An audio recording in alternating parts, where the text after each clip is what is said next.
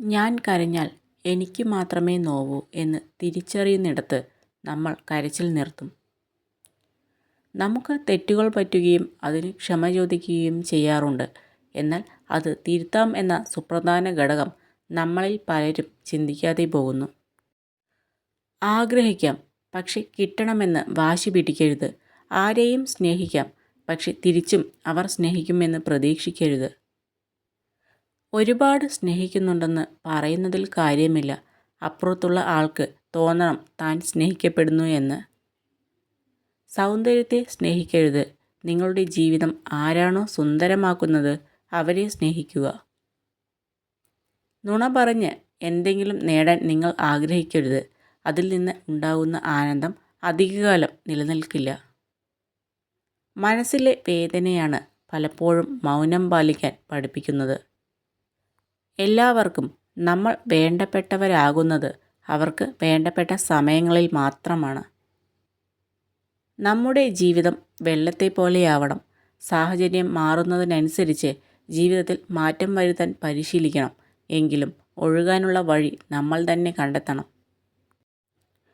നിങ്ങൾക്ക് കഴിയുമെന്ന് നിങ്ങൾ വിചാരിച്ചാലും നിങ്ങൾക്ക് കഴിയില്ലെന്ന് നിങ്ങൾ വിചാരിച്ചാലും നിങ്ങളുടെ ചിന്തകൾ ശരിയാണ്. ചിന്തയാണ് എല്ലാത്തിൻ്റെയും അടിസ്ഥാനം. ചില വേദനകൾ തീക്കനലുകൾ പോലെയാണ്. കത്തുകയോ അണയുകയോയില്ല, നീറി പുകഞ്ഞുകൊണ്ടേയിരിക്കും. മറ്റുള്ളവർക്ക് തങ്ങളുടെ പ്രശ്നങ്ങളെക്കുറിച്ചുള്ള കണക്കെടുപ്പ് നടത്തുമ്പോഴും തനിക്ക് ലഭിച്ച സൗഭാഗ്യങ്ങളെക്കുറിച്ച് എണ്ണുവാൻ സാധിക്കുന്നതാണ് ഒരു വ്യക്തിയുടെ സന്തോഷത്തിൻ്റെ രഹസ്യം. നമ്മുടെ ചിന്തകൾക്കനുസരിച്ച് മാത്രം മറ്റുള്ളവർ പ്രവർത്തിക്കണമെന്ന വാശി പിടിക്കരുത്. അവർക്കും ചിന്തകളും ആശയങ്ങളും ഉണ്ടെന്ന് മനസ്സിലാക്കുക. മറ്റുള്ളവർ എന്ത് കരുതും എന്ന് ചിന്തിക്കുന്നുവെങ്കിൽ നിങ്ങൾ ഒരിക്കലും ഒന്നും നേടാൻ പോകുന്നില്ല.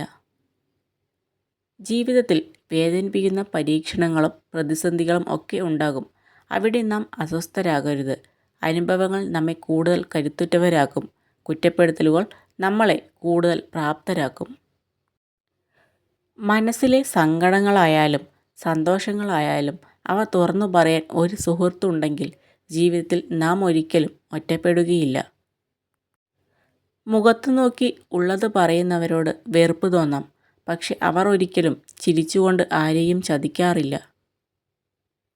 ഈ ലോകത്ത് ശത്രുക്കളേക്കാൾ കൂടുതൽ ദ്രോഹികളും സ്നേഹിക്കുന്നവരേക്കാൾ കൂടുതൽ സ്നേഹം നടിക്കുന്നവരുമാണ്. ചിരിക്കുന്ന മുഖങ്ങൾ സൂചിപ്പിക്കുന്നത് അവർക്ക് ദുഃഖമില്ലെന്നല്ല, മറിച്ച് അത് കാണിക്കാതിരിക്കാനും കൈകാര്യം ചെയ്യാനും അവർ പഠിച്ചു കഴിഞ്ഞിരിക്കുന്നു എന്നാണ്. ജീവിതത്തിൽ എപ്പോഴും ബന്ധങ്ങൾക്ക് മൂല്യം കൊടുക്കുക. അത് കുടുംബ ബന്ധമാകട്ടെ, സുഹൃത്ത് ബന്ധമാകട്ടെ, സ്നേഹബന്ധമാകട്ടെ. മൂല്യം നൽകുന്തോറും അടുപ്പവും സ്നേഹവും ബഹുമാനവും വർദ്ധിക്കും. അസൂയ, പ്രതികാരം, വെറുപ്പ്, ഭയം, സ്നേഹം ഇവയുടെയൊക്കെ ഏറ്റവും നല്ല കൃഷിയിടമാണ് ഹൃദയം. അതിനാൽ ഇതിലെന്ത് വിതയ്ക്കണമെന്നും എന്ത് കൊയ്യണമെന്ന് നമ്മൾ തന്നെ തീരുമാനിക്കുക.